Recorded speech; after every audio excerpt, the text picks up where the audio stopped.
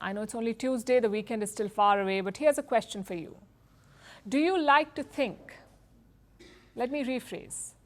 Do you like to sit in one place without any device, without pen and paper, without speaking to anyone else, and just think? If you're human, you most likely don't. Because apparently, thinking hurts. A new study says so, and several others agree. They say you will do everything in your power to avoid thinking. But how far are you willing to go?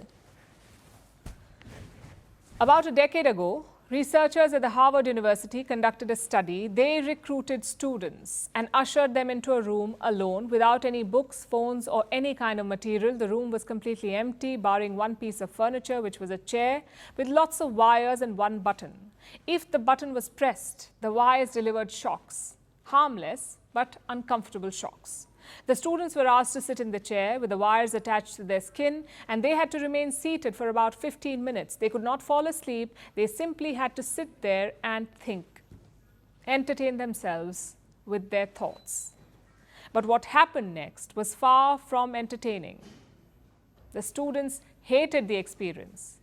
A few minutes into the study, their minds wandered. They became uncomfortable. They struggled to concentrate, and nothing helped.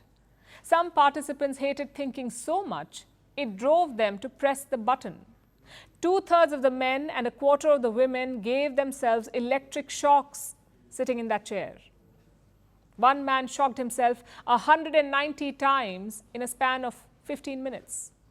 So this may shock you, but humans really do hate thinking, to the point that they would prefer a jolt of pain, because thinking is a lot of work. And it can be a painful experience. Not literally, of course. The brain has no nerve ending, so it cannot feel physical pain. So when scientists say that thinking hurts, they don't mean it hurts like the pain in your neck. Thinking hard can be mentally exhausting, much like exercise can wear out the body. And this is subjective. Thinking can make you feel tired. It can make it harder for you to concentrate. It can make you irritable.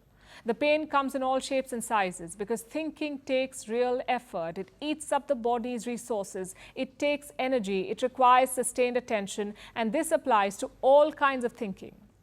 When you resist scratching an itch, your brain is exerting control.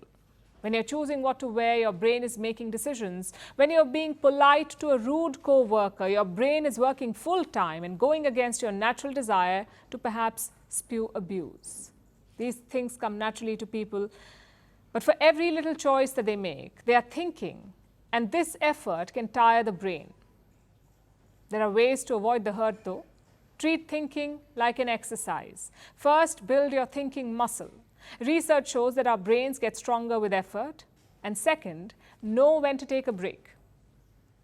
For instance, after a grueling day's work, even if you do something as simple as ordering groceries, you may feel weary because after a day of thinking hard, the brain has slowed down. It can only process so much information. So learn to cut the brain some slack. And the third thing you can do, conserve your mental energy when you can. Humans have a very limited capacity for simultaneous thought, which is why it is impossible to multitask. You may think you're doing it, but scientifically it does not exist. Instead, the brain switches tasks. It chooses which information to process in quick succession. And this means more work and more exhaustion. So reduce the load. The funny thing here is that thinking is the most accessible activity on earth. It is free for all. Yet it comes at a cost. You cannot avoid it, but you can train your brain and know when to push it.